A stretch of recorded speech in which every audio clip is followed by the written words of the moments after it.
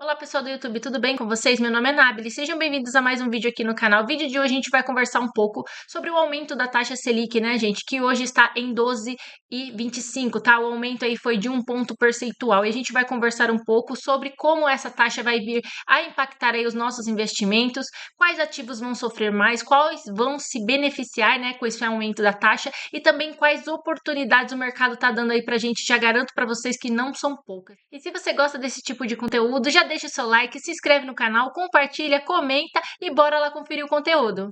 Então, já aqui no site do Banco Central, vocês conseguem ver, né, que esse aqui é o resumo que ontem foi feito aí, né, do anúncio sobre o aumento da taxa Selic, tá? Vocês lembram que eu falei no começo do vídeo que a taxa subiu para 12,25, né, gente? Mas aqui nessa matéria a gente já consegue ver aí que o Copom está sinalizando aumento de 1 ponto percentual nas próximas duas reuniões, tá? Do Copom. Ou seja, temos taxa hoje, em dezembro de 2024, a 12,25, que deve subir para a próxima reunião, caso o cenário econômico continue, né, sendo como o projetado pelo Banco Central para 13,25 e chegando aí a março, podendo chegar a 14,25, ou seja, se o mercado aí estava esperando 15% de taxa Selic, já não é tão distante assim esse cenário que o mercado estava aguardando, né, gente? Lembrando aqui que essa decisão foi feita de forma unânime pelo Conselho como um todo, tá? E lembrando que o Galípolo aí, que vai assumir, né, o ano que vem, à frente aí do Copom, tá, gente? Ele decidiu por fazer esse aumento, o que é muito bom, porque o mercado estava em dúvida se o Galípolo realmente iria, né, de encontro com os interesses econômicos ou puxaria aí mais sardinha para a questão governamental, tá, gente? A gente vê aí que ele chegou realmente com os dois pés na porta, né, dizendo para que ele veio, que ele está levando a sério a questão econômica. Então, por esse lado, apesar do aumento da taxa Selic, vir de encontro aí com os nossos investimentos e alguns investimentos virem a sofrer mais e outros virem a se beneficiar, a gente consegue ter uma maior calma em relação à questão do Galípolo, que era algo que o mercado, né, estava desconfiado. Então isso traz uma maior segurança, tá, para todos os investidores num cenário geral. Para a gente entender aqui por que, né, que o Banco Central decidiu elevar a taxa de Selic, né, gente, e manter aí a política monetária mais rígida nas próximas reuniões. Gente, o objetivo aqui é bem claro, tá? É combater a inflação que está acima da meta, tá? E também ajustar a economia aí a um cenário de maior incerteza global, tá bom, gente? A gente vai falar um pouquinho aqui sobre dados técnicos, tá? A inflação acumulada nos últimos 12 meses, gente, vocês podem ver aqui embaixo, ó, está em 4,9, tá bom? Então, ela está aí acima da meta que deveria ser de 3%. E a gente já consegue ver aqui que para 2025 também a inflação já está alta, 4,5, tá bom? E a gente consegue ver aqui também que para 2023, segundo trimestre aí, né, meio do ano de 2026, a projeção aí da inflação seria de 4%. Então, se a meta é 3, ela está bem longe, né, de estar no teto da meta de inflação. Então, por isso que o Banco Central está aumentando a taxa Selic, tentando controlar a inflação, tá bom, gente? A expectativa aí do mercado, então, que eu falei para vocês da taxa Selic para o próximo trimestre é de 14,25, tá bom? Com 2 aumentos consecutivos aí de 1 ponto percentual. Então, a gente vai aguardar o que vai desenrolar de toda essa situação, mas aqui a gente já tem uma prévia, né, de como o mercado vai reagir aí nos próximos meses. Então, gente, eu vou pegar aqui dois exemplos, tá? Dos últimos dois governos mais recentes aí, em que a taxa Selic esteve, né, mais alta, para que a gente possa aí ter, né, uma breve noção de como o mercado está e que situação a gente está no momento atual, tá, gente? Lembrando que nós temos dois governos aí, não muito distantes, em que a taxa Selic praticamente explodiu. O primeiro aí foi o governo da Dilma, tá? Chegando a Selic a 14,75, tá? No auge aí, né, da inflação, e depois o governo Bolsonaro chegando a Selic a 14,25, lembrando que o governo Bolsonaro enfrentou a pandemia, tá bom, gente? Mas agora a gente tem essa taxa atual aí com projeção, né, para talvez até 15% ou mais, porque ali o Copom não diz até onde vai a taxa Selic, pode ser que ela não tenha teto, né, e venha subir até mais. Então, talvez não é algo que nós possamos ter certeza, a gente só vai saber ao longo do tempo, mas talvez tenhamos aí um cenário de alta de taxa de juros e de aumento da taxa Selic pior do que nesses últimos dois governos que eu citei aqui para vocês. Mas vamos acompanhar aí para ver no que vai desenrolar toda essa situação. Então agora vamos falar um pouquinho sobre investimentos, tá bom, gente? Vamos começar aqui pelas ações, tá? Eu acredito que as ações aí devem se beneficiar, tá? Mesmo com a alta da taxa Selic, tá, gente? Por quê? O aumento da taxa Selic, apesar dele elevar o custo, tá, gente, de capital e reduzir o apetite de alguns investidores em relação à renda variável, eu tenho aí uma perspectiva, né? Vendo, analisando dados, né? E também estudando aí sobre algumas matérias que eu consegui ver aí ao longo dos meses, que a projeção em relação a Estados Unidos e Brasil é favorável, tá, gente? Por quê?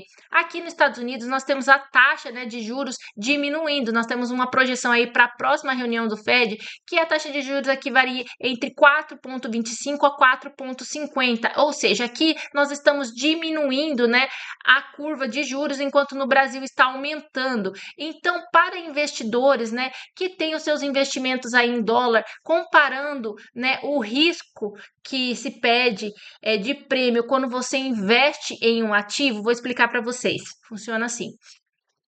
Para que eu invista no Brasil, que é um país emergente com maior risco, e para que eu fique atraído em colocar ali os meus investimentos no Brasil em vez dos Estados Unidos, ele tem que me oferecer um prêmio muito bom em relação ao risco. Por quê? Porque a economia brasileira ela é mais arriscada, mas se o prêmio da economia brasileira para mim compensar e fizer sentido e for maior que da economia americana, é óbvio que os investidores preferem correr um risco maior, tá? E investir os seus dólares, né? Tirando lá dos Estados Unidos que a taxa está caindo e vindo aqui para o Brasil que a taxa está aumentando, tá? E a gente tem esse cenário aí, por exemplo, na pandemia, tá, gente? Que a taxa de juros ficou muito alta e se manteve, né? Desculpa, alta aí, mesmo depois que a pandemia começou a ir embora, né? E a gente viu muita entrada de dólares no Brasil, tá bom, gente? Então é o que deve acontecer, tá? É o que eu acredito que vai acontecer. Vai acontecer? Não sei, mas deve acontecer, tá? Pelas projeções e pelo histórico passado, tá, gente? Então eu acredito que as ações, né, Bovespa aí deve se beneficiar com o aumento da taxa Selic, deve vir muito investimento de capital de fora para dentro do país, tá? Por conta do prêmio de risco que está muito bom e por conta que a taxa aqui nos Estados Unidos está diminuindo, então já não é tão atrativo para os investidores, tá bom, gente? Então eu acredito que o Bovespa deve se beneficiar sim com o aumento da taxa Selic. Mas vale ressaltar aqui que nem todas as ações, tá, vão se beneficiar com esse ciclo, tá, da alta da Selic, gente. Primeiramente, ações que devem se beneficiar, ações resilientes, tá? Saneamento, energia, banco. Gente, ações de bancos estão muito baratas, tá? Ações de seguradoras, como Caixa Seguridade ou BB Seguridade, tá? Lembrando aí de sempre que você sempre tem que avaliar o preço, tá? Se elas estiverem muito esticadas, vale a pena esperar um pouco, tá? Para investir. Mas há muitas empresas aí com boas oportunidades já e que você já pode correr para o mercado e aproveitar, tá bom, gente? Quais empresas aí do setor de ações devem sofrer? Gente, ações de varejo, primeiramente, tá? Então, empresas tipo como Magazine Luiza, Via Varejo, que é as Casas Bahia, tá? Elas devem sofrer, tá, gente? Porque elas dependem muito do crédito, né? Para estimular as vendas. Então, se o crédito tá alto, as pessoas vão comprar menos, isso é consequência. Então, elas devem apanhar bastante com essa alta da taxa, tá bom, gente? Então vamos falar agora sobre os FIIs imobiliários, que é aqui um dos assuntos mais falados aí, né? Aqui no YouTube, nos canais de finanças. Então, gente, os fundos imobiliários com a Selic aí mais alta, tá? Os investidores aí devem exigir um yield, tá? Maior para compensar o risco que está pressionando, né? O valor das cotas para baixo. Então, eu acredito que fundos de tijolo de setores como shopping, tá? E escritórios, eles devem aí ter um impacto no consumo e na questão do crédito corporativo. Então, Provavelmente os fundos imobiliários de tijolo, tá? Eles devem continuar caindo por um período, mas isso eu acredito que é oportunidade, tá? Porque nós temos muitos fundos bons pagando excelentes yields, tá, gente? Tem fundo aí já pagando 1% ao mês, fundos de tijolos, tá bom? Então eu acho uma excelente oportunidade. Eu vou mostrar aqui para vocês também alguns fundos de papel, lembrando que não é indicação de compra nem venda, mas mostrando que também a hora agora é de aproveitar os FIIs de papel, tá bom? Lembrando de manter aí na sua carteira, tá? Um equilíbrio, gente. Não compra muito fundo de papel para não ter problemas, porque lembra que o risco de crédito vai ser maior. Então, talvez o risco de calote também possa acontecer por conta da alta da taxa Selic. Mas vamos lá dar uma olhadinha nos fundos de papel que eu tenho aqui para mostrar para vocês. Então, o primeiro fundo aqui de papel, gente, que eu vejo aqui com uma boa perspectiva aí, fundo bom, né? E pagando bem, gente, é o KN, o Q11, tá, gente? Que ele é um fundo aqui da Quineia, tá? Ele tá pagando já 13,59, ou seja, quase 14% ao ano, livre de impostos, tá bom, gente? A cota dele tá custando R$ 93,73 e o PVP dele tá de 0,93, tá, gente? Então, esse aqui é o primeiro fundo que eu dou de exemplo para vocês. Vamos olhar os próximos agora. Segundo fundo, gente, VGIR, eu tenho aqui na minha carteira, tá? VGIR 11, cotação de R$ 8,79, tá bom? R$ 8,79. Já tá pagando quase 16% aí, gente, ao mês, tá? Lembrando que todos são isentos de imposto de renda. Então, tá tendo um retorno muito bom em relação aos investimentos, apesar das cotas estarem caindo, tá? Os dividendos aí estão aumentando. Então, presta atenção nisso, porque vai fazer toda a diferença aí para quem tem uma carteira previdenciária, poder acumular bastante cota nesse momento, vai reduzir, né, a sua expectativa aí de aposentadoria, gente, talvez em 1, 2 ou até 3 anos, depende de quanto dinheiro você tem disponível nesse momento para estar investindo. Lembrando que não precisa de correria nem desespero, porque nós temos aí uma previsão de que esse ciclo, né, continue pelo menos até o meio para o final aí de mandato desse atual governo, tá, gente? Ó, o PVP dele tá de 0,90, tá bom? Então, é um excelente fundo de boa gestora também, tá? E vamos ver aqui mais dois fundos aí que eu vou mostrar para vocês que também estão com uma rentabilidade muito interessante. Terceiro fundo, gente, KNSC, também tenho na minha carteira, tá? Ele tá custando R$ 8,01, pagando dividend yield de 12,75, tá? O PVP dele tá de 0,89, também é um excelente fundo, tá? Da gestora da Quineia. Vamos agora para o último fundo de papel. O quarto fundo aqui, gente, é o CYCR11, tá? Que é da gestora Cirela, tá, gente? Ele tá custando R$ 8,16, dividend yield de 15,13%, tá, gente? Então, ou seja, um dividend yield bem interessante, PVP de 0,87, tá? Lembrando aqui que ele é um fundo menor, ele tem cerca de 621 mil, tá, de liquidez diária, então presta atenção nisso, caso você tenha um patrimônio maior, tá, às vezes não vale a pena arriscar. Eu prefiro aí fundos com patrimônio maior que 1 milhão, mas a gente tem que ser democrático e saber que existe todo tipo de investidor e cada um aí tem, né, as suas perspectivas e também as suas análises de forma particular para cada ativo. Então, por isso que eu quis trazer fundos que eu não tenho aqui na minha carteira, para que caso alguém se identifique e tenha interesse, possa pesquisar sobre esse fundo, tá? Vou lembrar de novo, não é indicação de compra nem venda, tá, gente? São só fundos aqui que eu pesquisei, que achei interessante, que eu trouxe aqui para dar uma prévia aí para vocês, para ver o que está se beneficiando de fundos de papel. Lembrando, gente, que tomar muito cuidado que nessa época de ofertas, não é tudo que tá barato que é bom, tá? Presta bem atenção. Eu acredito que fundos com P sobre VP abaixo de 7 não é interessante, tá, gente? Eu acho que é muito descontado, é muito arriscado e não vale a pena, mas isso é critério para cada investidor tomar de forma pessoal. Mas eu acredito que fundos com PVP abaixo de 0,7 não é interessante, pelo menos não fazem parte do meu portfólio, tá? E quais ativos aqui devem se beneficiar também, gente? A renda fixa, né, que já é o vencedor aí absoluto, né? Com a Selic subindo, então, gente, os títulos pós-fixados aí devem ficar bem interessantes, tá? Tesouro Selic também fiquem de olho, porque para fazer reserva de oportunidade aqui deve valer bastante a pena, tá? Os pós-fixados também, gente, como eu já disse aqui, o Tesouro Selic, CDBs também atrelados ao CDI aí vão oferecer também bastante retorno, tá? Retornos bem atrativos. Então, para quem gosta aí de renda fixa, fica de olho porque deve ter muito título bom aí nos próximos meses, sendo que atualmente a taxa, mesmo estando mais baixa, já vem oferecendo aí bastante prêmio, né, na renda fixa. Ela deve ficar mais interessante, mas eu não acredito que deva subir muito mais do que já tá? LCAs e LCIs, ou LCIs e LCAs, tanto faz, isentos aí também de imposto de renda, tá? Eles tornam-se uma opção também bastante interessante, tá? Para investidores aí que buscam liquidez e segurança, tá? Lembrando que para quem tem interesse, gente, se você conseguir, né, não estiver trabalhando aí, conseguir entrar logo na hora que abre o pregão da bolsa, você deve conseguir aí pessoas que estão aí desanimadas, né, ou que estão querendo vender os seus títulos e você deve conseguir pegar taxas muito boas, tá? Logo quando abre o pregão, geralmente abre às 10, então se você tiver ali umas 10 para as 10 já e conseguir aí chegar cedo, você deve encontrar aí muitas boas oportunidades na renda fixa de pessoas vendendo seus títulos e você pode ir lá e comprar a bons preços com boas taxas, tá bom? Ah, só lembrando aqui, ainda falando dos fundos lá de papel, que eu esqueci, desculpa, gente, mas eu não posso deixar de falar isso aqui para vocês.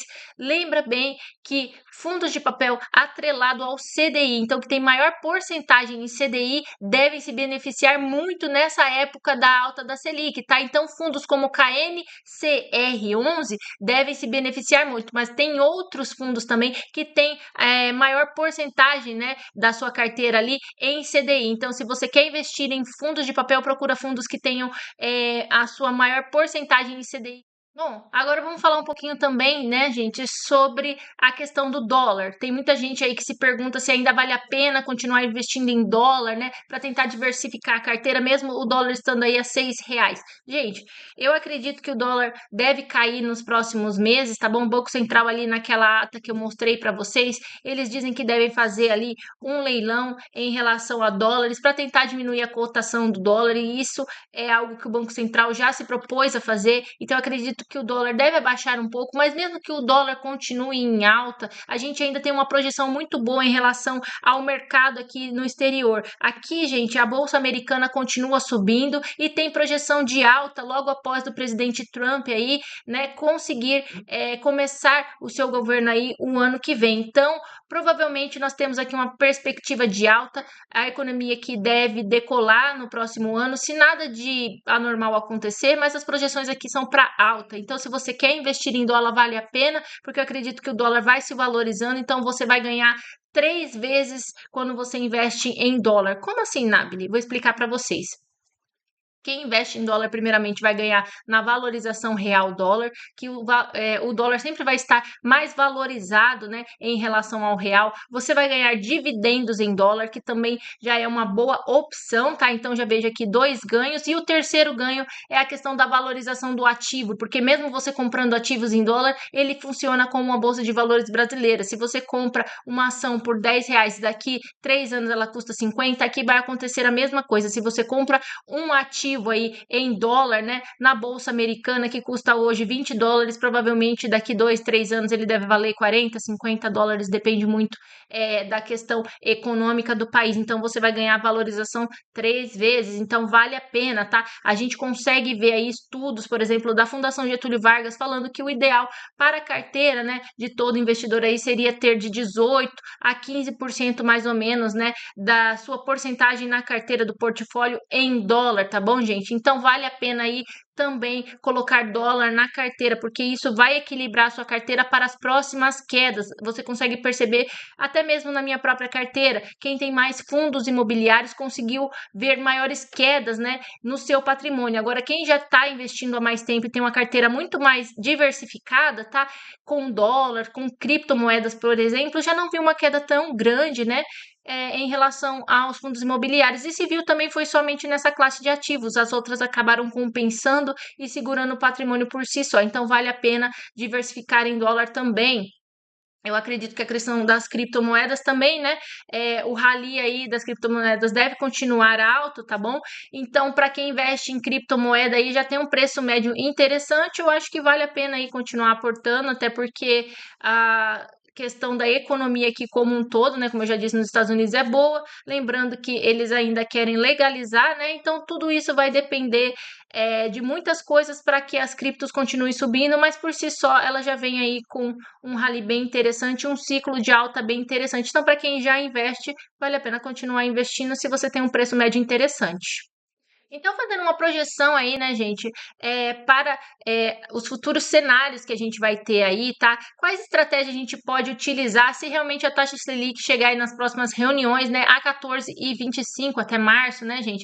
A gente pode traçar aqui algumas estratégias, tá? Como rebalanceamento do portfólio, tá? Para quem não tem aí estômago, tá, gente? Em vez de vender os fundos imobiliários, o que você pode fazer é reduzir a sua exposição em renda variável, tá? Lembrando que eu falei para você que setores aqui de consumo como varejo, aviação, tá? E todo esse setor econômico aí deve sofrer bastante. Então, às vezes, diminuir posição nessas empresas até que toda essa turbulência passe, talvez possa ser uma boa estratégia para você que já vem sofrendo aí, né, com a queda da sua carteira, tá? O aumento em renda fixa pós-fixado, tá bom, gente? Então, aproveitar os altos rendimentos aí que estão atrelados ao CDI, pode trazer boa rentabilidade para você ao longo dos meses também, tá? A diversificação internacional, como eu falei aqui para vocês, tá? Com aversão ao risco, o dólar deve se valorizar, como eu disse para vocês. Então, investir em fundos, em ETFs, tá bom, gente? Internacionais aí para proteção deve ser muito bom. E você pode pesquisar vários ETFs. Eu mesmo tenho aqui o VOO, tá bom? Mas você pode